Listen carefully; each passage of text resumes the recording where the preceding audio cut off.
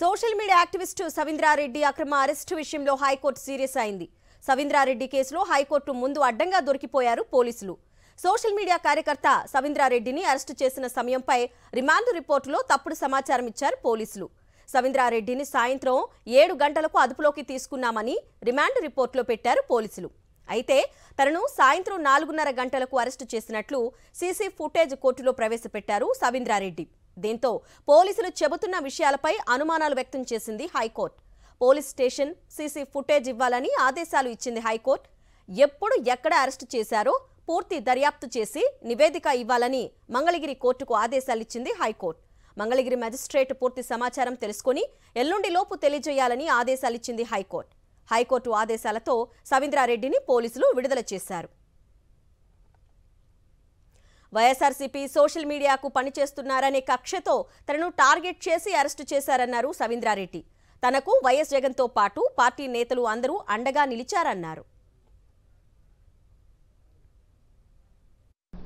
గత 2016 నుంచి కూడా నేను వైసీపీ పార్టీకి సోషల్ మీడియాలో చాలా యాక్టివ్ రోల్ సార్. నాది గట్టిగా పనిచేస్తూ ఉంటాను. పార్టీకి నేను అనుబంధంగా సోషల్ మీడియా కోఆర్డినేటర్గా కొన్ని సందర్భాల్లో మా జిల్లాకి, నెల్లూరు జిల్లాకి నేను కోఆర్డినేటర్గా పనిచేస్తున్నాను. నా పోస్టులు ఎప్పుడు కూడా కాస్త వ్యంగ్యంగా, వెటకారంగా మా నెల్లూరు స్టైల్లో అలా ఉంటాయి తప్ప వ్యక్తిగతంగా ఎవరిని పెద్దగా టార్గెట్ చేసి పెట్టడం అనేది నేను ఎప్పుడు చేయను. ఫన్గా ఉంటాయి. బట్ ఏంటంటే ఆ వెటకారాన్ని కూడా అంటే కరెంట్ అఫైర్స్ మీద నేను గట్టిగా స్పందిస్తూ ఉంటాను. వాటిని ఈ ప్రభుత్వం వాళ్ళు జీర్ణించుకోలేకపోతూ ఉన్నారు. ఆ క్రమంలో నన్ను టార్గెట్ చేస్తున్నారు ఎప్పటి నుంచో. ఇలా క్రమంలో ఆ పత్తిపాడు ఎస్సీ గారికి ఒక గంజాయి ప్యాకెట్ నా ముందులే తీసుకొచ్చి దాంట్లో పెట్టారు. సరే ఇంకా అది వాళ్ళ పరిధిలో నేను ఉన్నాను. దీన్ని ఏదైనా పరిశీలించడానికి కూడా నాకు అవకాశం లేనటువంటి పరిస్థితి.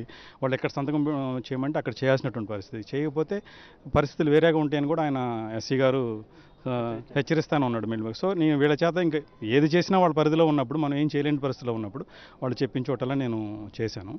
ఇంక ఈ క్రమంలో హైకోర్టు న్యాయమూర్తి గారు కూడా ఈ విషయాలన్నింటినీ ఆయన దృష్టిలో చూసి అర్థం చేసుకున్నారు. ఇది దొంగ కేసు, ఇది ఫాల్స్ కేసు అన్న విషయానికి అర్థమయ్యి పోలీసు శాఖను కానీ ప్రభుత్వాన్ని కానీ గట్టిగా మందలిస్తూ నన్ను ఇమీడియట్లీగా బయటికి పంపించేటటువంటి ఉత్తర్వులు ఆయన ఇవ్వడం జరిగింది. ఈ విషయంలో నేను ఏ పార్టీ కోసం అయితే నేను అంతఃకరణ శుద్ధిగా పనిచేశానో ఆ పార్టీ నాకు అన్ని రకాలుగా కూడా చాలా అండదండగా ఉంది.